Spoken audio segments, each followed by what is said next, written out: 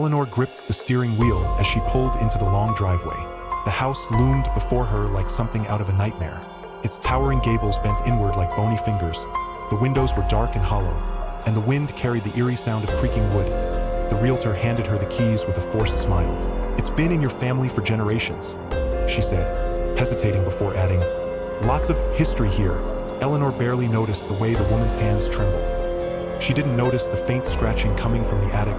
That night, the house breathed around her. The scent of decay, thick and cloying, clung to the walls. Then she heard it. Thump, thump, thump. She swallowed hard. It was coming from above. The attic, her heart pounded as she climbed the stairs, each step creaking beneath her weight. The attic door stood slightly ajar, though she was sure she had locked it. Inside, dust swirled in the moonlight. Old trunks, yellowed letters, and a doll.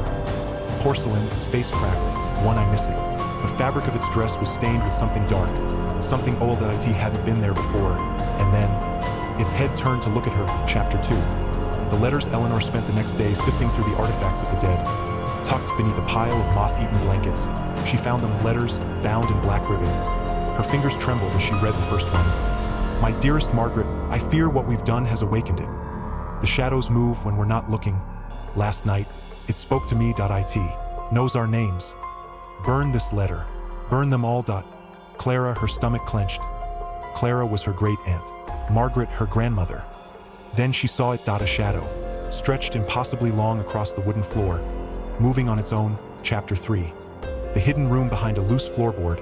She found it. A key fit a door she hadn't noticed before. A closet, small and forgotten. When she opened it, a wave of dread crashed over her. The walls were covered in symbols, frantic, desperate markings of something with too many eyes and too many teeth. A small journal lay open on the floor. It demands a sacrifice. First the cat, then the neighbor. Now it wants family. A single photograph slipped from the journal's pages. A family portrait. Every face was scratched out, except one. A little girl in the back, smiling too wide. Her eyes had been blacked out with ink. The closet door slammed shut behind her, and then a whisper. "You look just like her." Chapter 4.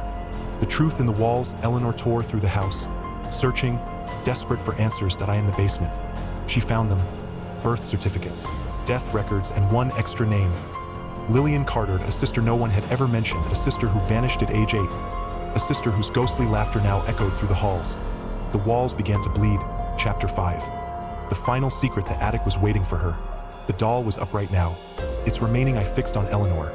The shadows around it pooled, thick and writhing, and then they took shape. A thin, skeletal girl with hollow eyes and a grin that split her face.